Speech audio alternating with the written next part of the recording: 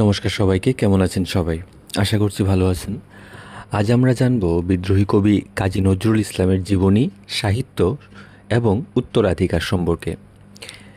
কাজী নজরুল ইসলাম জন্মগ্রহণ করেন 24 মে 1899 সালে পশ্চিমবঙ্গের বর্ধমান জেলার চুরুলিয়া গ্রামে।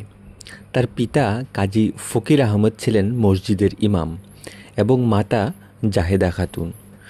শৈশবেই দারিদ্র্যের সঙ্গে লড়াই করতে হয়। ছোটবেলায় মন্তব্যে পড়াশোনা, লেটু দলে গান লেখা এবং অভিনয় নানা ধরনের কাজের মাধ্যমে তার প্রতিভার বিকাশ ঘটে। কিশোরে তিনি ব্রিটিশ ভারতীয় সেনাবাহিনীর 49তম বেঙ্গল রেজিমেন্টে যোগ দেন।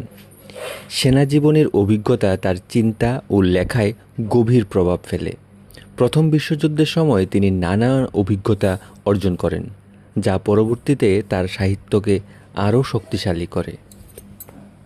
কলকাতায় এসে নজরুল সাহিত্য চর্চায় মন দেন। 1922 সালে প্রকাশিত বিদ্রোহী কবিতা তাকে রাতারাতি খ্যাতির শীর্ষে পৌঁছে দেয়।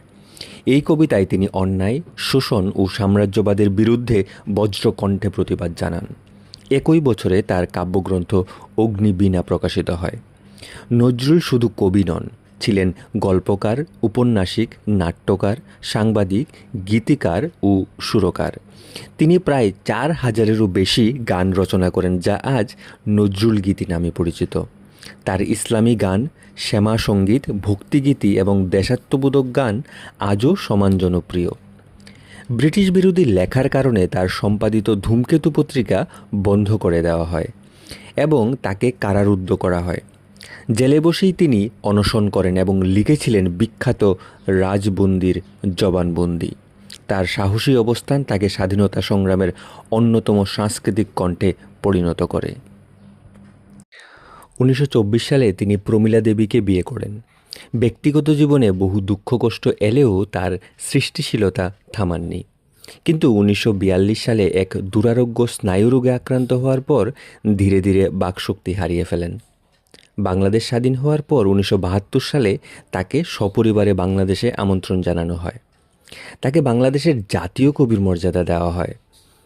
1976 সালে 29 আগস্ট ঢাকায় তার মৃত্যু হয়। তাকে ঢাকা বিশ্ববিদ্যালয়ের কেন্দ্রীয় মসজিদের পাশেই সমাহিত করা হয়।